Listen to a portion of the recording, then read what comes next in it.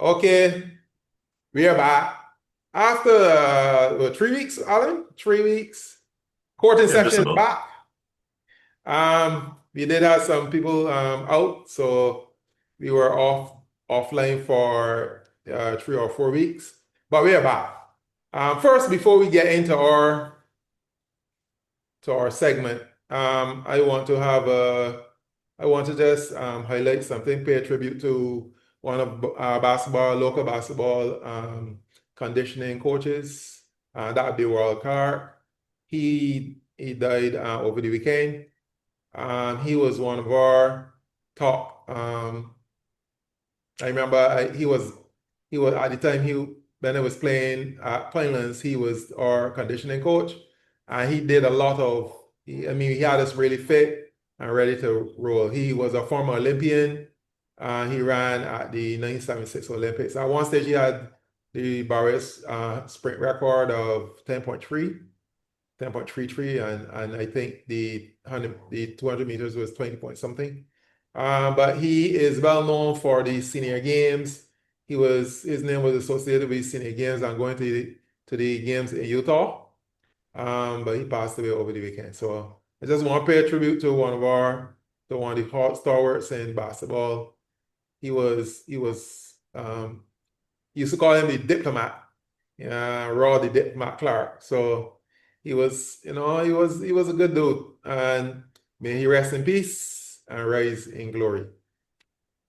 Right. So after that, somber note. There's some things happening over the 3 or 4 weeks that we weren't there, and that we weren't here. So let's dive right into it. First thing, there was a suspension. I think Ja got suspended a game or something for conduct detrimental to the team. I don't know if that's a nice way of saying that he tell the truth, but Too much truth. right. So sometimes it is where he tell the truth. I think that's where his problem came. It's where he tell the truth. Right. So you feel he want out of Memphis, Alan? Memphis has stuck by him through all the gun problems and the other off-court problems he had, and he always picking up some injuries because of the way he plays and that sort of stuff. But do you think that he wants out of Memphis now? Yeah, I'm not sure what he wants. Yeah, it's really tough. As you said, they had the coaching change, and the coaching change was partly because they weren't playing the style that he wanted. He wanted more of a pick and roll type of style versus the style they played last year. I mean, their coach was, I think it's a similar offensive philosophy that's happening in Miami right now, where they're running very few pick and rolls, and it's a very open motional offense. And I guess he wasn't able to dominate on the balls as much as he would have liked. They changed the coach, and he's still not happy with what's happening there right now. So, but his production has been declining quite a bit over the last few years. Even when you look at his rim attempts, his efficiency at the rim, it's been going on consistently the last few years. So, I think he probably will not mind out, but I'm not sure what team may want him unless he really ups his level of play.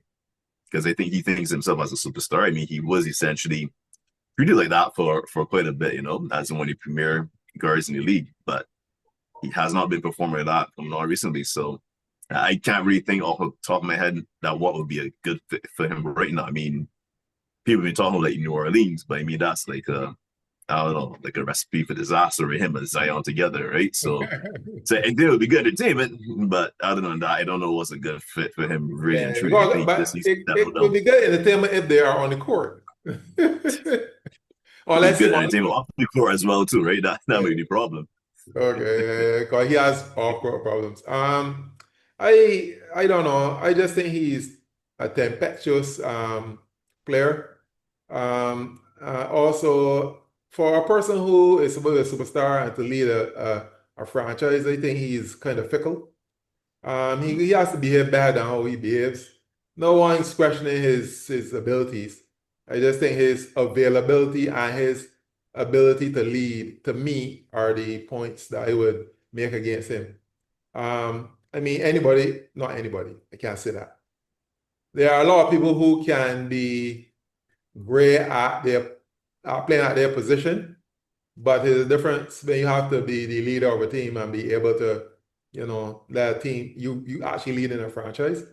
I don't think he has shown. At first, I was thinking it was just that he was young.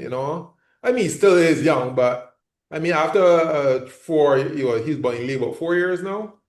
Yeah, you know what I mean? Like after a while, you gotta actually start to buckle down and be the actual franchise leader and try and lead the. Yeah, not showing that maturity. But he has not. So I don't know.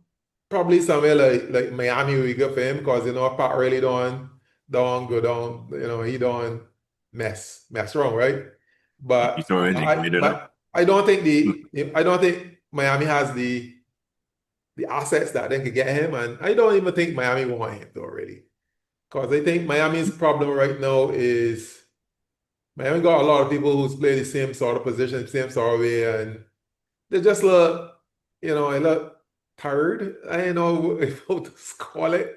But yeah, so I don't think Jar he will have his problems. They probably will ship him somewhere or the other for some assets and another point guard or something, but I don't think that he has shown the maturity to really lead a franchise, to be honest with you.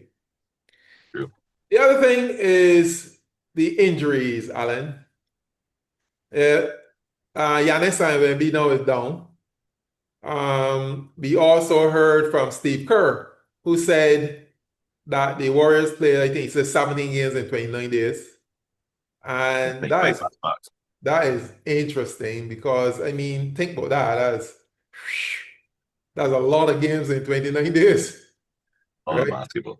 Right. So I just want to know, you think, well, he said that the pace that they're playing at and then the frequency they're playing at will cause some injuries. Um, both Wemby and Giannis was really playing at MVP level. Do you think they're going to be eligible to be MVP, or because they think Giannis is supposed to be out for another couple of weeks and Giannis was out for a couple of weeks and I don't know how close Wemby is to coming back. Yeah, I think But Miami maybe a couple weeks as well. Yeah. pardon me? Yeah, I think Miami maybe a couple weeks as well. Yeah. I don't think either injury seems to be that serious right now. So because they do say that you tend to get at least soft tissue injuries early on in the season, so that's not unusual. But I think they're saying this is like twice the amount of stars that are normally hurt during this time period are hurt right now. So there has been an increase in a lot of these injuries. So I think they should get back in time, assuming they don't re-aggravate the injuries or whatnot. But yeah, it's hard to argue what Kerr said.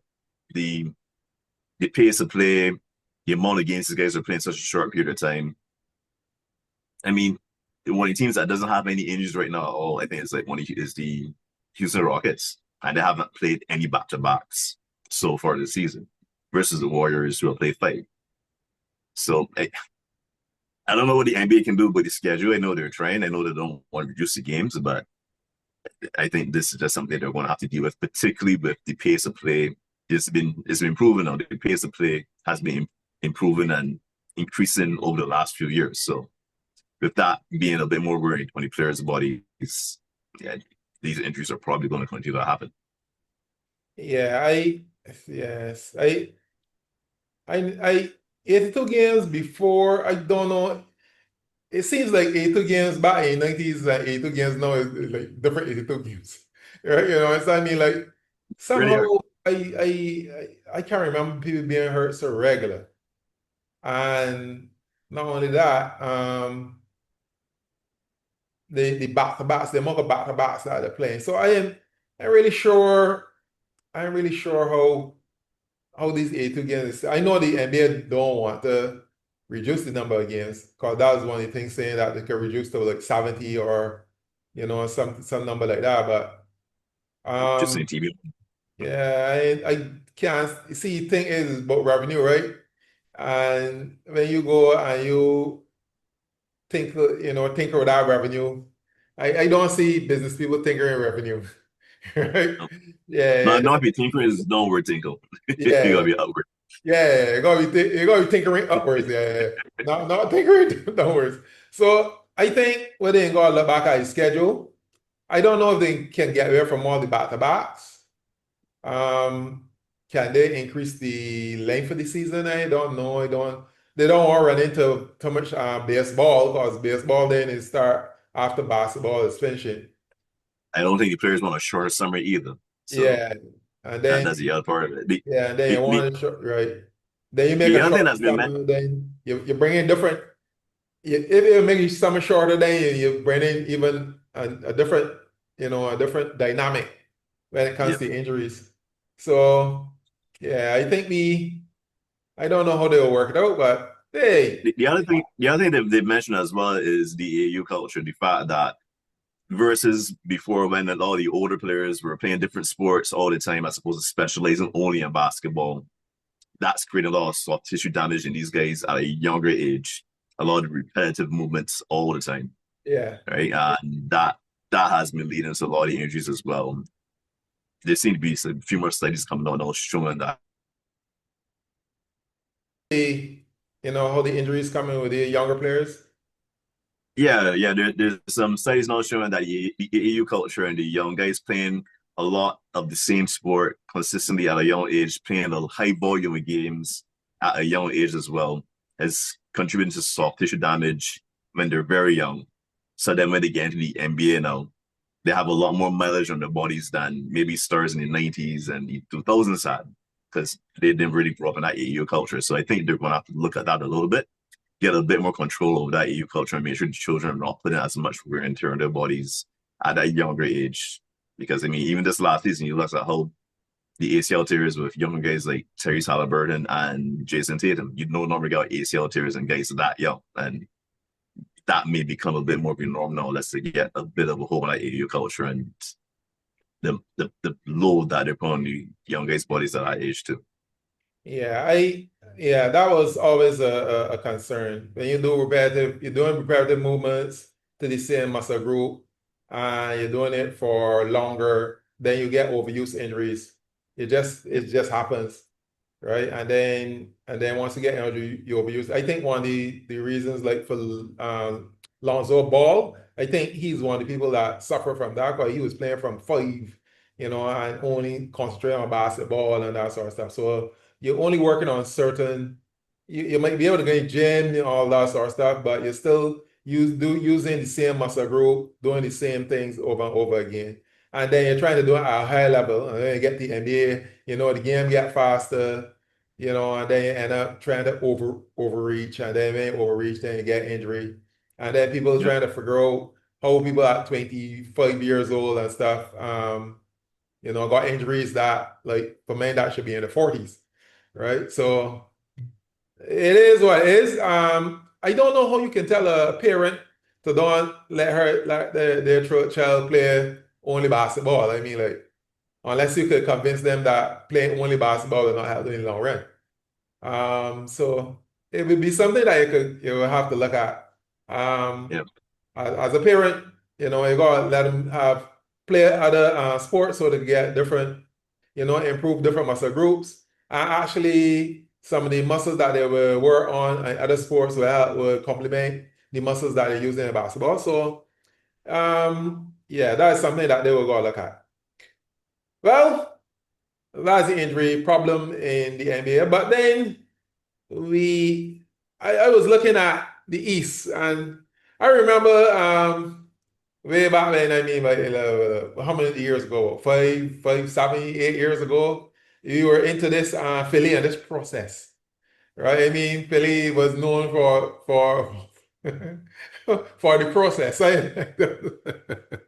The process have not Also studies really are very turned into a championship, but okay, so how you think that process is going right now? Because right now they have invested so much money in Embiid, and he seemed to and be, Aldridge. yeah, and their body seemed not to be able to handle the regular season. So how you think that process is going right now? It's really unfortunate, especially for Embiid. I mean, he's a special talent, and it doesn't seem like his knees are ever going to be the same. I'm not sure we're going to get that MVP level player back again. So, I mean, it's really all built around him. But they do have some hope in the horizon. I mean, they're 8 right now, fifth in the East. I mean, I did not think if Embiid and Paul George were going to be hurt for the first 15 games that Philly would be in the top 8. And that's what's happening right now because they got lucky with getting a good draft pick last year. Vijay Edgecombe is extremely good. Therese Maxey has taken another huge leap. So they can remix the process right now and rebuild around those two guards. And eventually Paul George and B are going to come off the books. And I think then they can look at really reinvesting around those two dynamic guards. And you could potentially build a really good team out of that because those two guys right now are powering them right now. I think they have like a top 10 offense in the NBA. So they're in position. Luckily, they're in a good position to actually pivot in a different direction because the Paul George and Embiid foundation that they were looking at before is not going to work. Yeah, I always thought that was a strange, that was really a strange move though. If you have Embiid, the next person you are not looking for is Paul George, and unless you plan to start a ambulance service or something. But if you're He's really coming off looking, a great season, that's way. So yeah, well, the best ability is availability, and their availability is always like, I mean, at the beginning of the season, I remember listening to a podcast, I think it was Club 2020. They were actually saying that if MB plays 60 games, that's good. I mean, think about it. You expect your top star to miss 22 games, I mean. And then they were saying that Paul George, 65 games would be good for him, but I ain't even sure he can make the 65 games. And then when you start hearing that your top two players now looking at going for medical advice and medical to see what they can do with their knees and their ankles and that sort of stuff. I mean, like the writing really is on the wall. I don't know how they will yeah, get around it. I think eventually they will just get rid of Embiid. I don't know who will invest in those bad knees. So I think he probably gonna retire or something. Because I don't know. Somebody may say, okay, if we get 50 games out of him a year, it probably, it would be a plus, but that'd be like a big, big gamble. Because his size that he's at, he's a big guy, he's a heavy guy, and you don't have good knees or good ankles for that sort of it, you will have problems. I wish Philly all the best. They have really got into dynamic guards for sure, right? Edgecombe, he probably leading the rookie of the year standings right now. But yeah, I think the process will have to be revamped, for sure. right? For sure. Yeah, look at something good. Since we talking about Philly, let me talk more about these conferences. What are the surprise teams you see, in these conferences? Like, let me start with East. Who you think is the surprise team in the East? Ah, well, the Bulls are very surprising to start, but it seems they've come back down to earth right now. So that's not that much of a surprise. I didn't The really Pacers expect injury anything luck. different there. Yeah. I said that was a surprise, a brief surprise. Mm. The Pacers injury luck has been shocking as well. They've won Yeah. one game, but the amount of injuries they've lost, the amount of games they've lost to injury, that was really not. Yeah, that has been shocking. So, yeah, they're definitely going to be out there running. But yeah, Philly to me was surprising because, as I said earlier, I didn't think with Embiid and Paul George being out that they would be um top 5 in the East right now. So they've been quite surprising behind their dynamic guards. Besides that, there hasn't been a ton that's to me been that surprising in the East. Yeah, the Cavs are up there, kind of where I thought they would be. The Knicks, I mean, they've been great at home, but struggling on the road. Yeah, the Hawks are kind of wrong where we expected to be. The Heat as well, kind of middle of the pack. Celtics, Suns have been a bit surprising, but still not because their record, they're paying 500 ball. I thought they probably would be a little bit below 500, Mm. but I think up to last week they were like top 10 in offense and defensive rating. I Okay. didn't think their team would be that good and offensively and defensively given everything they've lost. So, Yeah. but it hasn't been translated into wins. So I'm not sure if it will eventually translate into wins or if those ratings are eventually going to normalize for them and they're just going to fall back a bit. But yeah, I think the East hasn't been, yeah, besides those things I mentioned earlier, I don't think the East has been too surprising. Okay. What about Toronto though? Because I didn't expect Toronto to be number 3 in the East. Yeah, Toronto started very slowly, but yeah, there were a lot of people that were they thought Toronto could really make some noise. I don't think they're going to finish top three. But they're on a bit of a winning streak right now. They're a good athletic team that has some good young players that got some nice depth as well. So yeah, I think they're a young team that can make some noise, and they probably should make the playoffs this year. But yeah, I don't think they're a top three team Okay. unless some major injuries happen with some other guys. Okay. All right. That's the East, and you could be right about the East. Although it's interesting that Bucks now is out of 11th. But once the Not enter, surprising to me at all. once I the, didn't think the Bucks. yeah, I think originally I didn't have even Bucks to potentially make the playoffs. If they made the playoffs, it would just be the play yeah, because they're excellent Giannis on the court, but without Giannis, it's kind of like how it's kind of dynamic to have a Jokic in Nuggets last year. How with Jokic on the floor, they're amazing. With Giannis on the floor, they're amazing. With Jokic off the floor last year, the Nuggets were like worst in the NBA. That's essentially Bucks this year. But I yeah, still don't think Bucks supporting cast this year is as good as Nuggets supporting cast was last year. So with him being out for a couple of weeks now, I mean, even so, it wasn't really translating into that much minutes, even with him on the floor, him off the floor now. I think they've lost three straight. yeah. They Yeah. will thunder. I mean, Um, they need their summer game and Miles Turner to really do something special for them, really, right now. yeah, That may be asking a bit much. yeah. I know there are some people that will be able to help kill you, but they can't kill you on their own. Yeah. Right? You know what I mean? And to me, Mercer is one of those sort of people. Yeah, he would Right. help kill you. I mean, like if he got somebody that playing hard and thing, he would help kill you. But he be the man to kill you? No, not really. He ain't really gonna do that. That's So, what they need right now. and that's what they need, and I don't think he will get that. What about the West? I really don't see a lot of surprises in the West. Probably outside of who?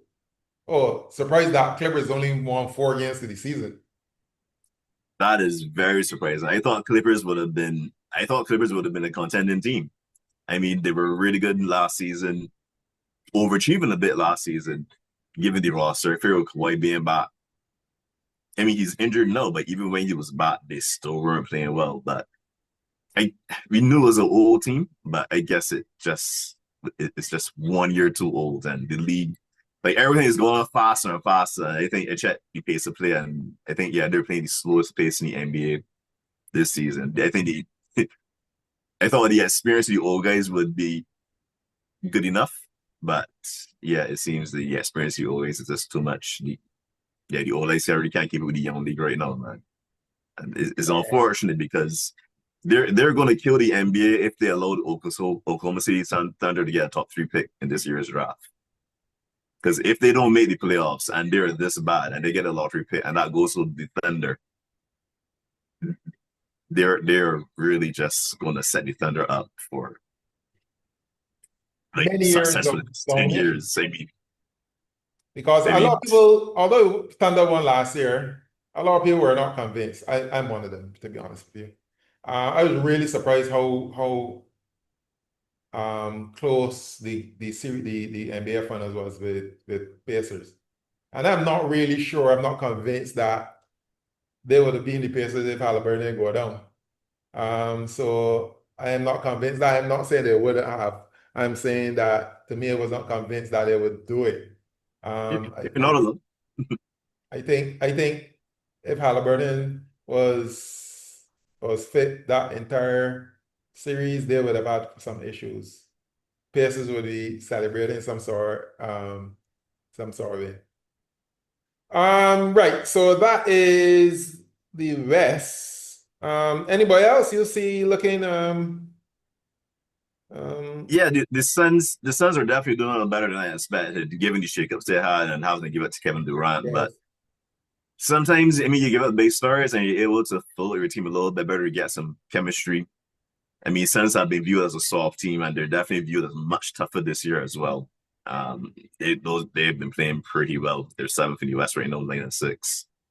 Yeah, Suns have been playing much better than I expected, and the Lakers have surprised me too. They are, I mean, before the injuries they've had, it's always been a combination of Luka, AR, LeBron that's been out throughout these first 15 games, and they've been managing to win on a pretty high clip. So now that they seem to be pretty healthy, DeAndre Ayton, he has some ups and downs, but he's been on a nice tier the last 4 games or so, averaging like over 20 and 10. Uh, yeah, the Lakers have been definitely performing better than expected. Their defense is still going to determine how well they do Yeah. coming on to the end. I mean, offensively, they can score anybody, but I think their defense, they're still bottom half defense right now, so they're going to have to work on that throughout the season. So we'll see. But yeah, regular season ways with their offense, yeah, they should do well. Oh, okay. All right. So that's East and the West. Of course, here at courting session, we have to do our pick five. The last time the Of course, pick five was fairly well done. Everybody had a little they do their thing. 4 to 5, 4 to 5, and 3 to 5. But this week, we're looking at the first game is Clippers, that's you that's talk about who is 4 and 10, against Orlando. I may ask where's that? you. So Clippers are Orlando. I think it's time for me to just go for Orlando. Yeah, yeah, go and imagine on this one. And then Friday, Miami This one at, recently, at Chicago. that should be a good one. I'll go with the Bulls. All right, well, I'll go with Miami just because. And then Saturday, it is New York at Orlando. That should be an interesting game. New York has been winless on the road. Let me say that I think they get their first win on the road now. Okay, so Actually, no, New York has some injuries actually. Hmm.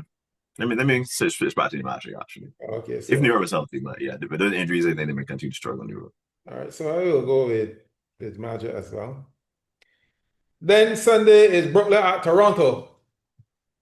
I think I could pencil in Toronto for a Yeah, win. yeah. That's always Yeah. And then Monday, Denver is at Phoenix. Sorry, at Memphis. like Nuggets. Yeah, I don't think the boy should go against the Nuggets because it'll be like unless something happens in between now and the game, I think that Denver should really run over them. The Jazz are calf strain, but I don't know if that'll make a difference anyhow. Was that? Jazz are the calf strain, but I don't think that'll make a difference anyhow. So Yeah. Right. So that is the pick five. And then who do you call game on, Alan? well, I'll call a game on Wemby. I mean, it was unfortunate the injury, but I really appreciate him standing up to Draymond Green, and I mean Draymond Green really has some trouble with him. He really has some trouble against Draymond Green, but I like the fight and the tenacity he showed in that game against the Warriors, and yeah, particularly when you had a dunk on Draymond and you really got into his face. I mean, yeah, I haven't really seen that intensity from Wemby before, so I'm glad to see. Yeah, he's really starting to ascend and really get that real strong mentality, and to start to play like Draymond, I thought was, yeah, that Yeah. was a bit of a moment to me. So I called game on Wemby there. Yeah. Well, I call game on Draymond Green because I think Draymond Green now is to the point where his talent or his skill is starting to diminish, so he's starting now to talk his way out of situations. I don't think he's really playing his way out of it. I think he's trying to talk his way out of it, either with the podcast, talking a bunch of rubbish, or on the court. I think eventually Warriors will get tired of. I think they are tired. It's just that I don't think they can convince Curry not to get rid of Draymond, but I think he has gone to the point now that he's just become a distraction, really. He still is decent for what they do, but I think, I think what he and Jordan Poole got in the skirmish about was that I think Jordan Poole said that he was the master of the triple single. So right now, I don't think he is to the level that he should be at. I think he's trying to talk his way now in games, and he still is good enough to play a good defense. He's still good enough to go Warriors they want, but I don't think he's at the level that Warriors would like to King. I think they will be there and thereabouts to make any playoffs. If they get any play-in, they'll probably get to the second round, but then get any playoffs. But then I think they will lose to whoever come from that way, because unless they make some sort of top trade coming in, I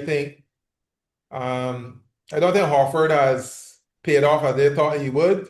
He is still doing Oh, relatively okay for man is 39, but I don't think that he actually doing exactly what they want. So I think that that's not 1 year too old. yeah, he just get I that. think last year in Boston was probably his last year. Yeah, so I think he is. I think he did. So I think they need to do something if they want to maximize Curry's. Cause people keep telling me that Curry's still in prime. I don't think so. I just think that he's slowing down, but he's slowing down at a slower rate than most people. That's all I could say. I don't Yeah, think he's he's he's, just he's like LeBron. still LeBron's very slowing young. down too, but he's slowing down Yeah, at a slower rate than everybody else. So he will get there. Kaminga trade then? Was that? A Kaminga trade then? Yeah, I think they will have to trade Kaminga. I don't think they could get away without out trading Kaminga. I think unless they will somebody will have to do a trade like I think back in there when who it was the logo who gave the Lakers and Paul Gasol. Right? So they were gonna hope that they get actual something like that, like somebody just give them something. But I think they will go package some of the young guys and some picks and get somebody like Markton or somebody younger that could score the basketball and help Jimmy and Steph. And once they could get that done, then I think there will be a contender. If they will win it all is another story, but there will be a contender. Anyway, that is it for court in session. And for right now, the court is adjourned.